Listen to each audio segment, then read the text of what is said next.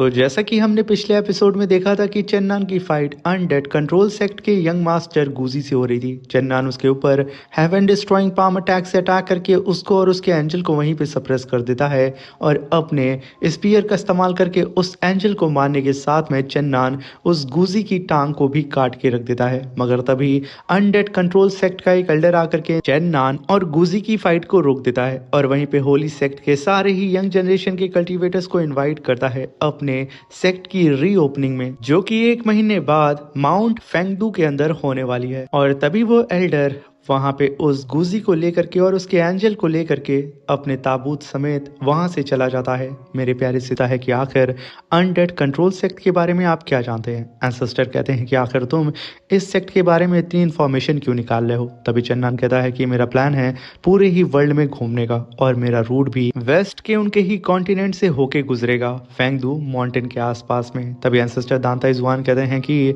चन्नन, मैंने तुम्हारी कल की फाइट बहुत ही पास से देखी है, मगर मैं अभी तक तुम्हें समझ नहीं पाया हूँ कि आखिर तुम्हारी पावर कहाँ से आती है। मगर पास्ट में मैंने सुना है कि अनडेड कंट्रोल सेक्ट के पास 3 एंशियंट अनडेड बॉडी है जो कि हेवन रैलम से बिलोंग करते थे और उन्हें वो अनडेड किंग बुलाते हैं। तभी वहां पे एंसेस्टर दांता जुआन कहते हैं कि चन्नन, मैंने तो तुम्हें तुम्हारी इन्फॉर्मेशन दे दी है, जो तुम जानना चाहते थे वो जान चुके हो और इसके बदले अब तुम मुझे अपने डिवाइन ब्लड को आधा कटोरी तो दे ही सकते हो। तभी चन्नन उनकी बात को सुन के कहता है कि सच में ये ओल्ड बुढ़ा एक नंबर का भेड़िया है, कभी मौका नहीं छोड़ता है अपने फायदे का। तभी वहां पे चन्नन आधा कटोरी अपने डिवाइन ब्लड को एंसेस्टर दांता जुआन को देने के लिए मान जाता है और वहां से निकल चुका था फेंगडू माउंटेन की ओर। तभी हम फेंगडू माउंटेन के आउटर टाउन का सीन देखते हैं। वहाँ पे चेन्नन भी आया होता है स्टे करने के लिए। वहीं पे कुछ लोग बता रहे होते हैं कि पास्ट में एंशियंट टाइम में ईस्ट और वेस्ट की एंशियंट बैटल उसी फेंगडू माउंटेन के अंदर ही लड़ी गई है। ये सुन के चेन्नन काफ़ी ज़्यादा हैरान होता है और उन सब की बातों को सुनते हुए वो अपने रूम के पास जैसे ही आता है उसके रूम का दरवाज़ा हल्का सा खुला होता है। चेन्नन को एहसास हो जाता है कि ज़रूर इसके अंदर कोई ना कोई मौजूद है। मगर तभी चेन्नन अंदर जैसे ही जाता है उसके सामने लस्ट पाथ का यंग मास्टर यिन मौजूद होता है। वो यहाँ पे चेन्नन का स्वागत करते हुए कहता है कि ब्रदर चेन्नन, मुझे यहाँ पे थोड़ी मदद चाहिए आपको, इनफैक्ट मेरी सिस्टर को भी। तभी चेन्नन कहता है कि सीधा पॉइंट पे आओ, आखिर तुम चाहते क्या हो। तभी वहाँ पे यिन कहता है कि मैं यहाँ पे चाहता हूँ कि आप हमारी मदद करें एक लड़की को पकड़ने के लिए, मगर आप परेशान ना हो कि वो कोई बेचारी या बेसहारा लड़की नहीं है, वो लड़ना जानती है और मैं बात कर रहा हूँ मैंग की। तभी चेन्नन कहता है कि आखिर मैं इसमें तुम्हारी मदद कैसे कर सकता हूँ। तभी वहाँ पे यिंग कहता है कि इसके बारे में तो सारी ही डिटेल मेरी सिस्टर आपको देगी, इसके खातिर आपको मेरे साथ चलना होगा। मगर आप यहाँ परेशान ना हो, हम उसे जान से नहीं मारेंगे, हमें तो उसे जिंदा पकड़ना है। तभी यहाँ पे सीन शिफ्ट होता और हमें मिस नांग को दिखाया जाता है जो कि बम्बू फॉरेस्ट के अंदर सितार बजा रही होती हैं। चेन्नन उनकी धुन को सुन करके एकदम खो जाता और कहता है कि यकीनन ये लड़की जितनी ज़्यादा खूबसूरत नज़र आती है, भोली नज़र आती है, उतनी ही ज़्यादा ये ख़तरनाक भी है। अगर हल्की सी हमने चूक की तो ये जान लेने में हल्की सी भी चूक नहीं करेगी। यहाँ पे मिस नांग चेन्नन को हिप्नोटाइज करने की कोशिश करती हैं मगर चेन्नन उनके बस में नहीं आता है। तभी चेन्नन कहता है कि अगर तुम्हारा हो चुका है तो मुझे बताओ कि आखिर तुम मुझे यहाँ पे क्यों बुलाई हो और मेरा क्या काम है। अभी वहाँ पे मिस नांग कहती हैं कि जैसा कि तुम जानते हो कि हमें यहाँ पे मैंग को पकड़ना है, वो भी जिंदा। तभी चेन्नन कहता है तो आखिर उसे दान ताई सेक्ट से बाहर कौन लेके आएगा। तभी वहाँ पे नांग कहती है कि ये काम तो मेरा भाई कर देगा। तभी चेन्नन उसकी ओर देखने लगता है, कहता है कि यंग, तुमने उस लड़की को पटा लिया है जो लड़कियां हार्टलेस पाथ को कल्टीवेट करती हैं। तुम तो सच में छुपे रुस्तम निकले। तभी वहाँ पे मिस नांग कहती हैं कि इसमें सिर्फ चेन्नन तुम्हें यहाँ पे हमारी इतनी मदद करनी है कि जब हम वहाँ पे मैंग को फाइट में हरा रहे होंगे तुम दूर से सिर्फ ऑब्जर्व करना। जैसे ही वहाँ से मैंग अपने डिवाइन लोटस का इस्तेमाल करके भागने की कोशिश करेगी तुम हेवन डिस्ट्रॉइंग पाम से उसके ऊपर अटैक करके उसे वहीं पे होल्ड कर देना। तभी चेन्नन कहता है कि ये भी मैंग को रोकना काफ़ी नहीं होगा, उसके पास और भी कई सारी सीक्रेट टेक्निक है। तभी मिस नांग कहती हाँ हाँ, तुम उस सील की बात कर रहे हो जिसे तोड़ करके वो और भी ज़्यादा पावरफुल हो जाती है। मगर चेन्नन, मैं तुम्हें बता दूं कि मैं मैंग उस सील की पावर को सिर्फ दिन में इस्तेमाल कर पाती है, इसलिए हम उसके ऊपर शाम में अटैक करेंगे, जिसकी वजह से वो अपनी सील को ब्रेक नहीं कर पाएगी। तभी चन्नान कहता है कि यार मुझे भी यहाँ पे उस वोंगली से अब दोस्ती बढ़ानी पड़ेगी। तभी वहाँ पे मिस नांग चन्नान से कहती हैं कि खबरदार किसी और लड़की का नाम मेरे सामने लिया। तभी वो चन्नान से कहती हैं कि कल शाम को फेंगदू माउंटेन में मुलाकात होगी। इस बात को सुनकर के चन्नान कहता है ठीक है। तभी वहाँ पे सीन शिफ्ट होता है और हमें फेंगदू माउंटेन का सीन दिखाया जाता है, जहाँ पे मैंग अपनी सिस्टर वोंगली के साथ आ चुकी थी। तभी मैंग कहती है कि सिस्टर जुआन और वोंग आखिर हमसे यहाँ क्यों मिलना चाह रहे हैं, हम सिटी में भी तो मिल सकते हैं ना। तभी वोंगली कहती है कि अगर 3 होली सेक्ट के सेंट पब्लिक प्लेस पे एक साथ मिलेंगे तो लोग बातें तो मनाएंगे ना, और तुम लोगों का अटेंशन भी अपनी तरफ खींचोगी, इसलिए ये जंगल बेहतर है। ये सुनकर के वहाँ पे मैंग को थोड़ी घबराहट तो होती है, अगर वो वहाँ पे अपने सीनियर सिस्टर की बात को मान करके घने फॉरेस्ट के और डीप में जाना स्टार्ट कर देती है।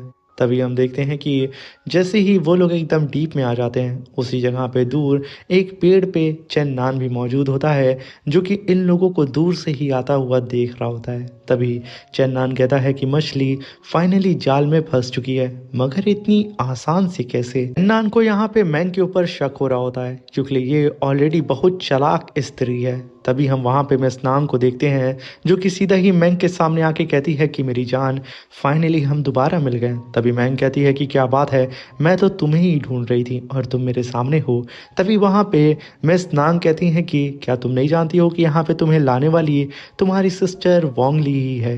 तभी मैंग ये सुन करके कहती है कि सिस्टर आखिर ये क्या कह रही है, आखिर आप ऐसा कैसे कर सकती हैं, आप तो मेरी सिस्टर है ना।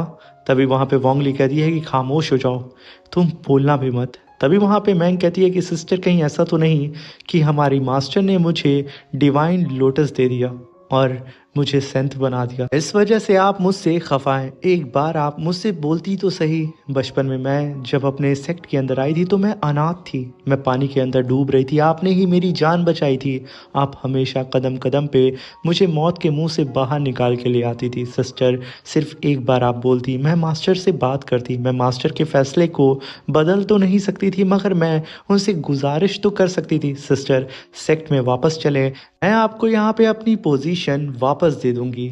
मगर वहीं पे चेन्नान कहता है कि ये मैंग की बच्ची हार्टलेस पाथ को कल्टीवेट करती है, आखिर ये नरम दिल कैसे हो गई इतनी।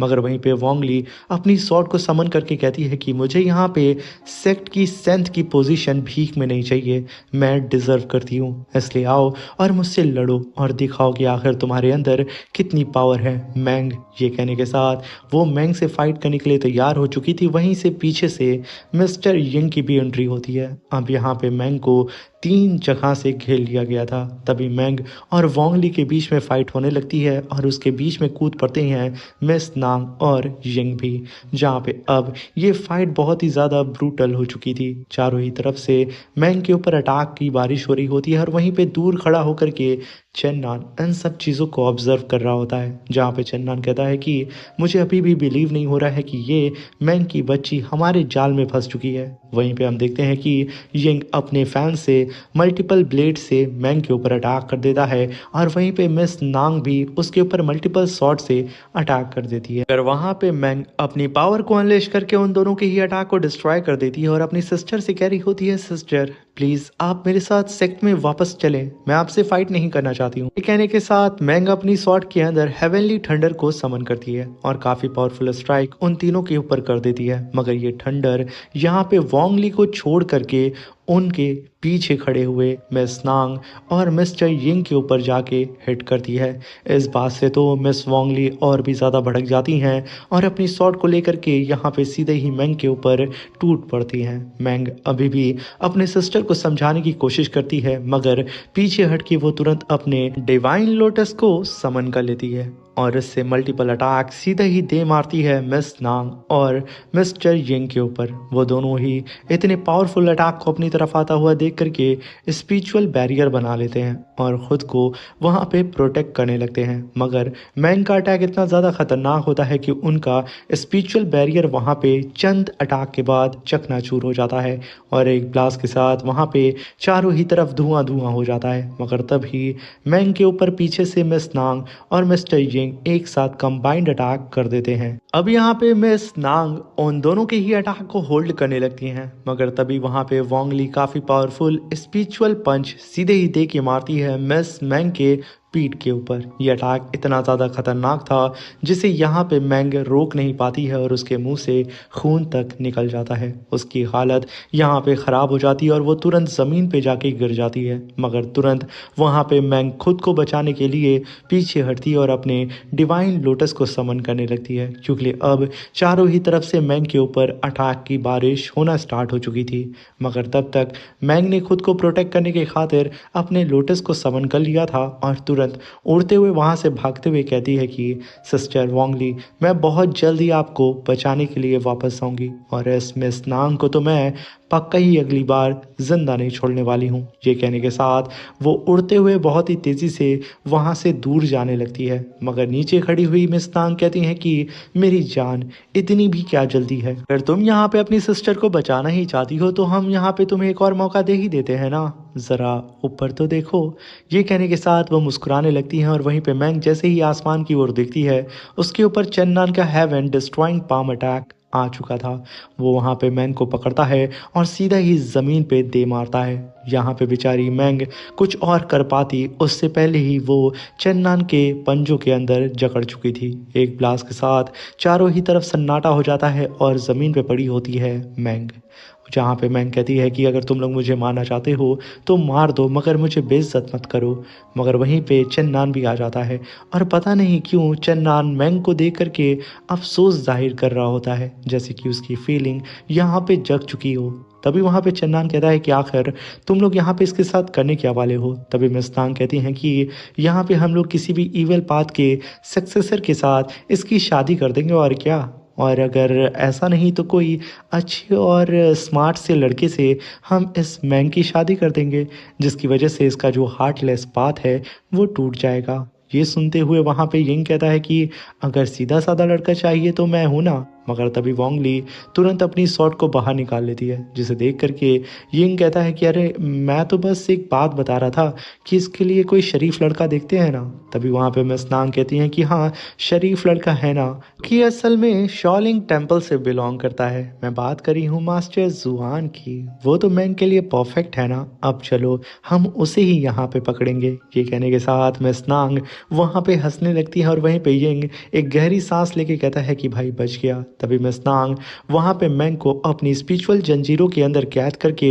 उससे पकड़ लेती हैं और अपने साथ लेके उसे जाने लगती हैं, जहाँ पे वो जाते जाते चेन्नन से कहते हैं कि मिस्टर चेन्नन मेरी जान भूलना मत, मैं बहुत जल्द तुमसे मिलूंगी। ये कहने के साथ वो आगे बढ़ते हुए चेन्नन को देखती हैं और फिर से स्माइल करते हुए फ्लाइंग किस देती हैं और वो वहाँ से चली जाती हैं, जहाँ पे अभी भी चेन्नन एकदम सदमे में होता है कि आखिर ये सब कुछ इतनी आसानी से कैसे हो गया, क्योंकि जहाँ तक मैं मैंग को जानता हूँ उसे पकड़ पाना इतना भी ज़्यादा आसान नहीं है। चेन्नन एकदम कंफ्यूज होकर के अपनी जगह पे स्थिर होता है, मगर तभी मैंग पलट करके चेन्नन को देख करके एक खतरनाक सी अपनी इविल स्माइल पास करती है। अभी यहाँ पे ये देख करके चेन्नन का जो डाउट था वो क्लियर हो चुका था। तभी चेन्नन कहता है कि मैंग यहाँ पे नौटंकी कर रही है, इसका ज़रूर कोई बड़ा प्लान है और साथ में इसने ये सब नाटक शायद इसलिए किया है कि वो अपनी सबसे बड़ी कॉम्पिटिटर यानी कि इस वोंग ली के जो हार्टलेस पाथ है